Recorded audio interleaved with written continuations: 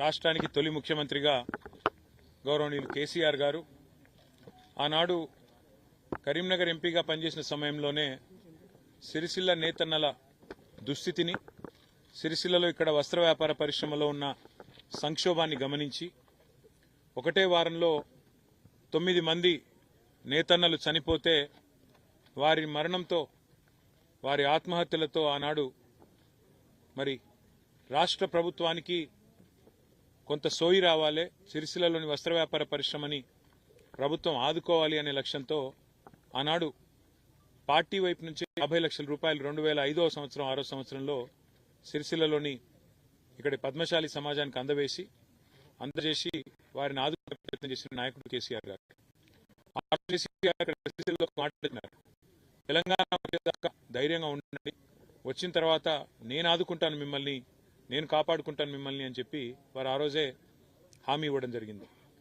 ఆయన మాట ఇచ్చిన తర్వాత రాష్ట్ర ముఖ్యమంత్రిగా బాధ్యతలు చేపట్టిన తర్వాత ఇచ్చిన మాట తప్పకుండా నిలబెట్టుకుంటూ వస్త్ర వ్యాపార పరిశ్రమను, ముఖ్యంగా సిరిసిల్లలోని నేత కార్మికులను కంటికి రెప్పలాగా కాపాడుకున్నది కేసీఆర్ గారి నాయకత్వం. 3,400 కోట్ల రూపాయల బతుకమ్మ చీరల ఆర్డర్లను సిరిసిల్ల వస్త్ర వ్యాపార పరిశ్రమకు అందజేసి ఒకవైపు నేతన్నల బతుకును మారుస్తూ అట్లాగే ఇంకోవైపు ఆడబిడ్డలకు ఒక చిరుకానికి అందించిన నాయకత్వం. సంవత్సరానికి 1 కోటి మంది ఆడబిడ్డలకు బతుకమ్మ పండుగ సందర్భంగా చీరలిచ్చిన నాయకత్వం కేసీఆర్ గారి నాయకత్వం. ఆ రోజు బతుకమ్మ చీర వెనుక ఉన్న అవగాహన, ఆలోచన ఏంటంటే కేసీఆర్ గారిది, వస్త్ర వ్యాపార పరిశ్రమలో ఇక్కడ ఉన్న నేత కార్మికులు నెలకు 8 నుంచి 10,000 రూపాయలు మాత్రమే సంపాదిస్తున్నారు. వాళ్ళ ఇళ్లలో ఉండే వారి భార్యలు, వారి కుటుంబ సభ్యులు బీడీలు చుట్టి వారు ఇబ్బంది పడుతున్నారు. కాబట్టి ఇటు బీడీ కార్మికులకు పెన్షన్ ఇవ్వాలని చెప్పి 4.5 లక్షల మంది బీడీ కార్మికులకు నెలకు 2,000 పెన్షన్ ఇవ్వడమే కాకుండా మరొక వైపు ఇక్కడ 7, 8, 10,000 రూపాయలు సంపాదిస్తున్న నేత కార్మికులు 16,000 నుంచి 22,000 సంపాదించాలి అనే ఆలోచనతో 3,400 కోట్ల రూపాయల బతుకమ్మ చీరల ఆర్డర్లు వారికి ఇక్కడ ఇవ్వడం జరిగింది. దాంతో సిరిసిల్ల దశ తిరిగింది. సిరిసిల్లలో ఇక్కడ నేత కార్మికులకు నెలకు 15 నుంచి 20,000 రూపాయలు సంపాదించుకునే అవకాశం వచ్చింది. నిరాటంకంగా ఆ కార్యక్రమం బ్రహ్మాండంగా కేసీఆర్ గారి నాయకత్వంలో జరిగింది. ఆ తర్వాత కేసీఆర్ గారు ఒకరోజు నేత కార్మికులను, ఇక్కడ ఉన్న వస్త్ర పరిశ్రమను అధ్యయనం చేయమని చెప్పి అధికారులకు ఆదేశిస్తే వారితో పాటు మేమందరం కలిసి ఇక్కడ ఉన్న 3 అంచెల వ్యవస్థను అధ్యయనం చేయడం జరిగింది. సిరిసిల్లలో ఇక్కడ పరిశ్రమలో 3 అంచెల్లో కార్మికులు ఇక్కడ పరిశ్రమ ఉంటుంది.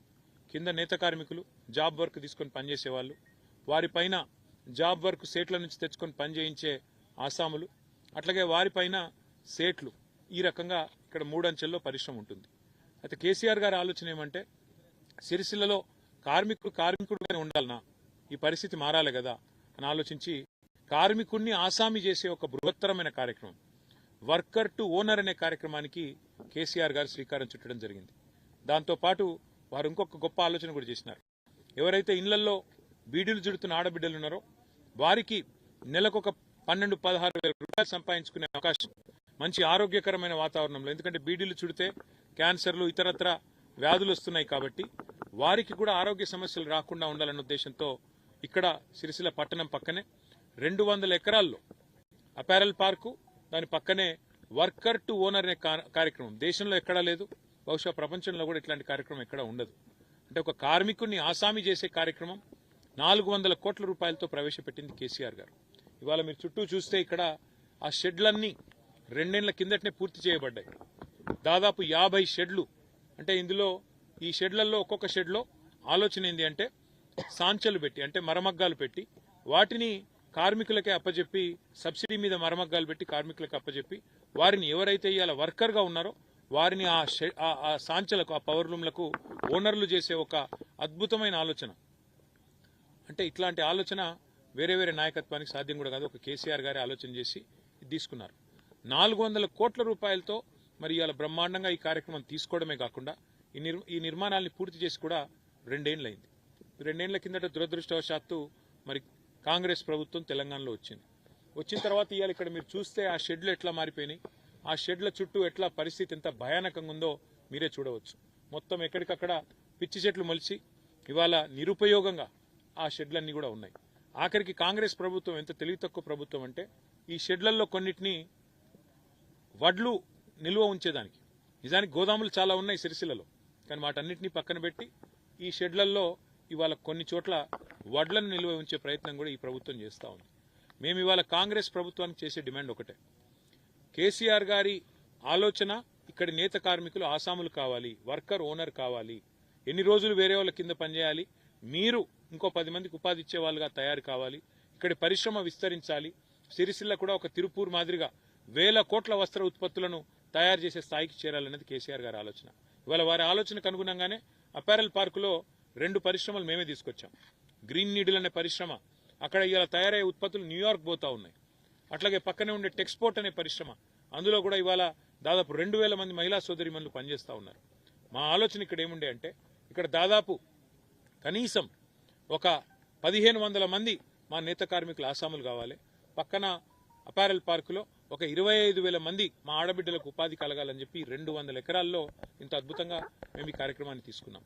ఇవాళ రాష్ట్ర ప్రభుత్వాన్ని నేను సిరిసిల్ల శాసనసభ్యుడిగా మరి నేను డిమాండ్ చేస్తా ఉన్నా బీఆర్ఎస్ తరఫున, మీరు సంక్రాంతి లోపల ఈ వర్కర్ టు ఓనర్ అనే కార్యక్రమాన్ని వెంటనే, ఇప్పటికే 2 ఏళ్లు తాత్సారం చేసిండ్రు మీరు, 2 ఏళ్లు పూర్తి స్థాయిలో ఈ పథకాన్ని నిర్వీర్యం చేసే ప్రయత్నం చేసినారు.